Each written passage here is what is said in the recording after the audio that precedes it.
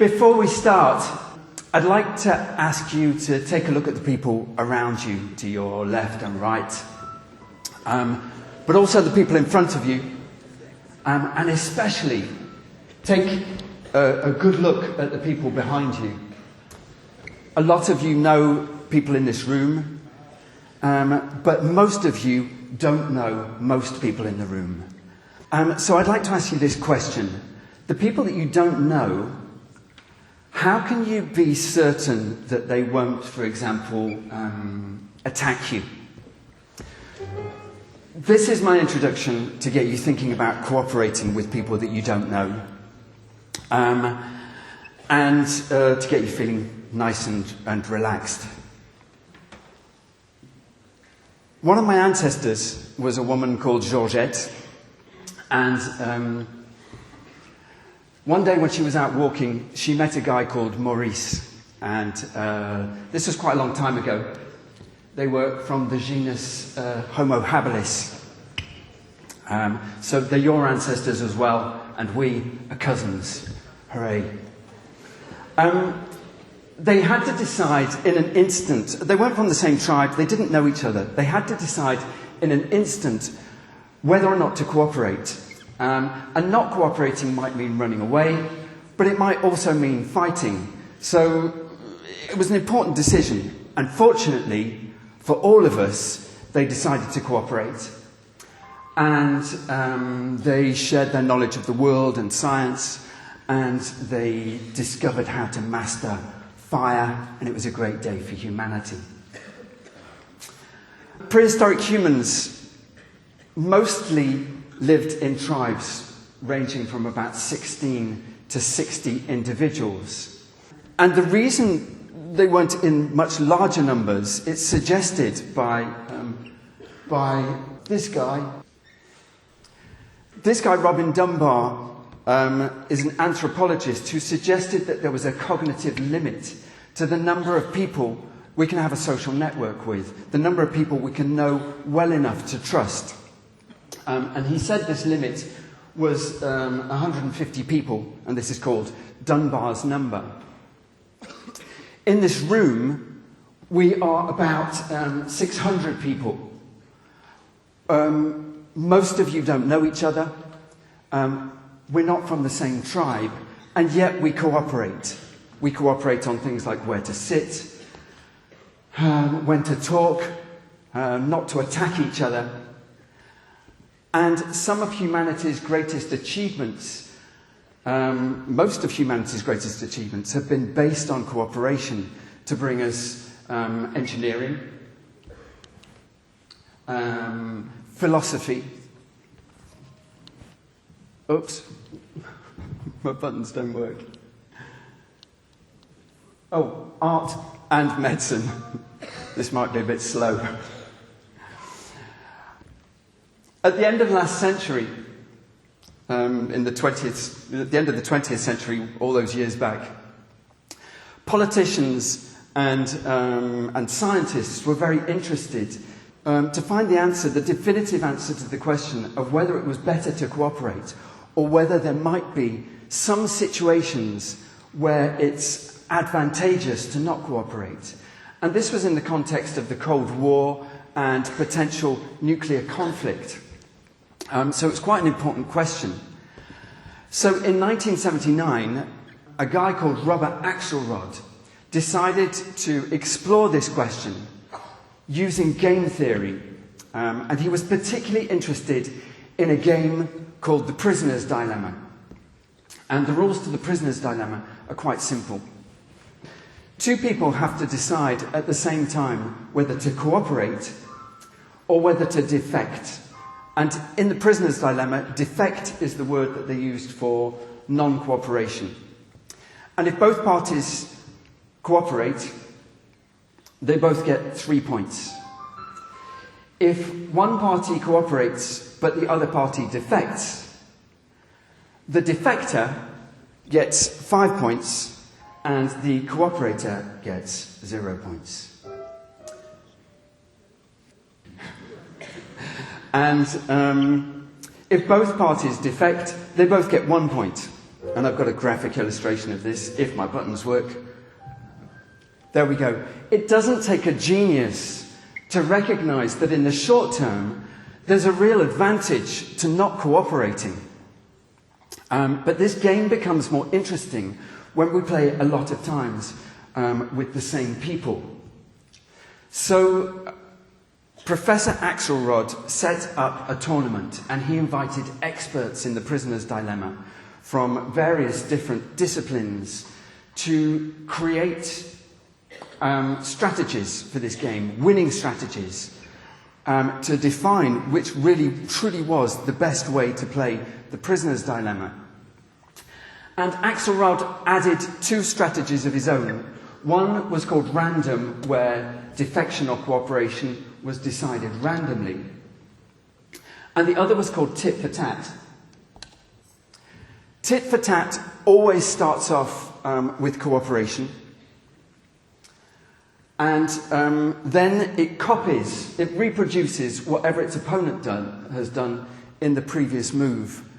And this goes on in this first tournament for 200 rounds.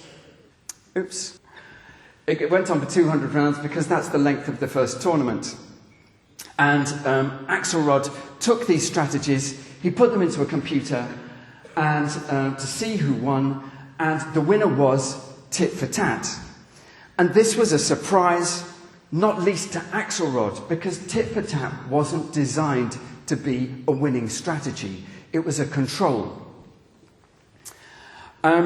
So Axelrod set up a second tournament, and this time he told the people making the strategies about tit for tat. So they created strategies to do better than tit for tat. There were 63 of them, and again, tit for tat won. And people were very interested to know why. What were the qualities of tit for tat that made it so successful? And the qualities that were suggested were, firstly, because it's nice. It always starts by cooperating, and this seems to encourage the cooperation of its opponents. Secondly, it's retaliatory. It doesn't let defection pass without being challenged. It always responds.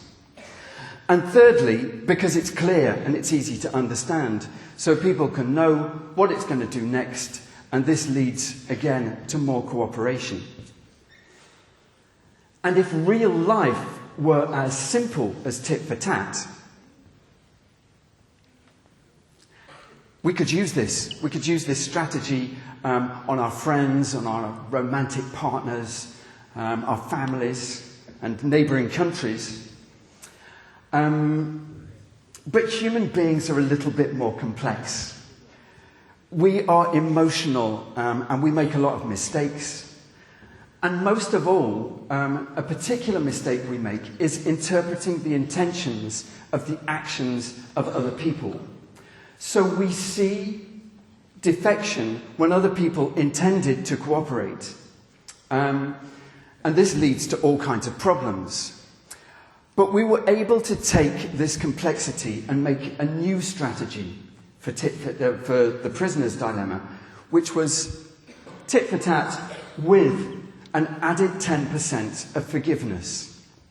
So every 10 times the opponent defected, tit for tat would cooperate anyway. And this strategy, when it was played against all the other strategies, did better than tit for tat. And as far as I'm aware, it's the most successful strategy for the prisoner's dilemma that anybody has ever found.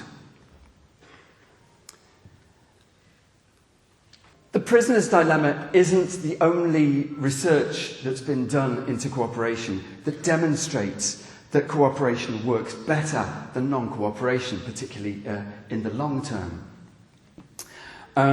Some of these famous institutions with different objectives and different needs have all carried out studies, as well as thousands of others, that demonstrate the power of cooperation. And the results that we're looking at are things like reducing child mortality all over the world. We've been doing this for about 100 years, and we're getting quite good at it, and we're continuing to get better. Education is improving, particularly in low-income countries. The empowerment and influence of women in politics and in business and in other areas of society is increasing in many parts of the world. And where this is happening, this correlates to very positive improvements for all society. There's still a lot of work to do. And fewer people are dying in wars than ever before in recorded history. So the research has been done and it continues, and the numbers add up. We do better when we cooperate, and we do great things when we cooperate. But surprisingly then, it's incredible to see that human beings are very bad at cooperating. We do this on international levels and on personal levels. So, for example, we participate in fewer wars than ever before, but we fund wars in other parts of the world, and there is enormous suffering from these right now. We lie, we cheat, and we are incredibly competitive. We want to win, and we want the other team to lose. And one of the positives of this, for me personally, is that organisations pay me to come and help individuals and teams cooperate better together.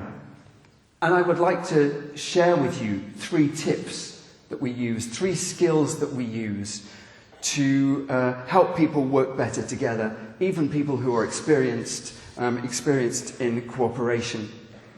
And skill number 1 is to make the people that you interact with feel safe. This is based on the research of a woman called Amy Edmondson, who's a kind of a star in organisational psychology. And she defines team psychological safety, or psychological safety, as the common belief that it's okay to take risks. The belief that it's okay to bring ideas and to say when you've got concerns or things are not working. And the belief that it's okay to be open and to speak frankly. The research that's been done in this area and continues now is the best metric that we have found to be able to predict whether teams will be successful. Skill number 2 is listening. And when we're talking about listening here, we're not just talking about being quiet while other people speak, but listening to the whole context of what the speaker is saying. So it might be their body language or their tone of voice, but also listening to anything you might know about them, what might be at stake, what's important for them. And a way to demonstrate that you're listening is to feed back, to reformulate what they've said. It's also important to talk about what's important for you. And the more you say and the more authentic it is, the better.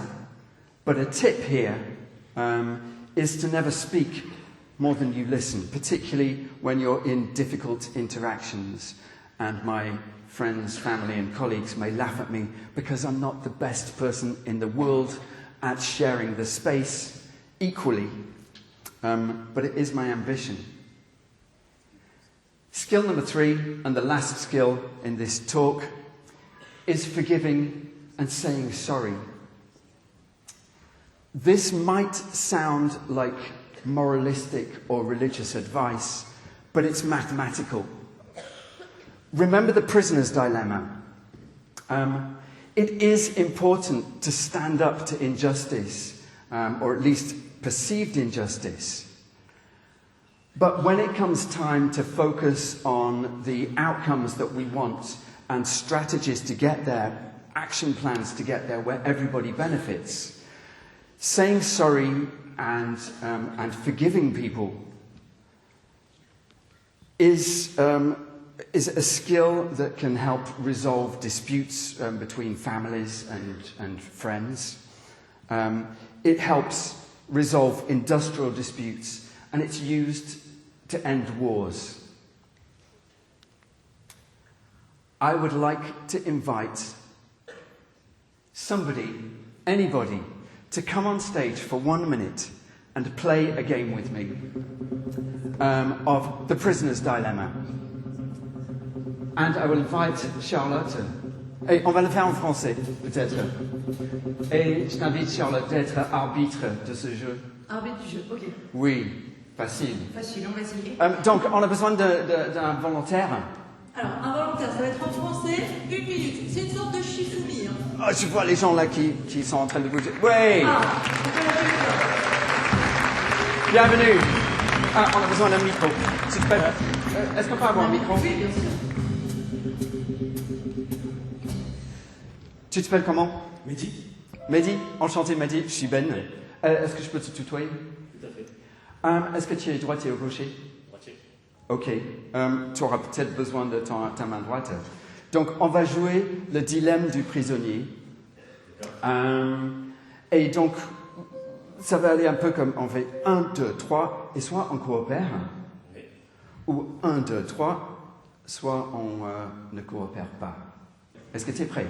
Oui. Ok. 1, 2, 3. Ah, c'était quoi ça en fait? C'est un hybride. Ah, donc c'était un peu ciseaux, papier et... Non, juste explique-moi.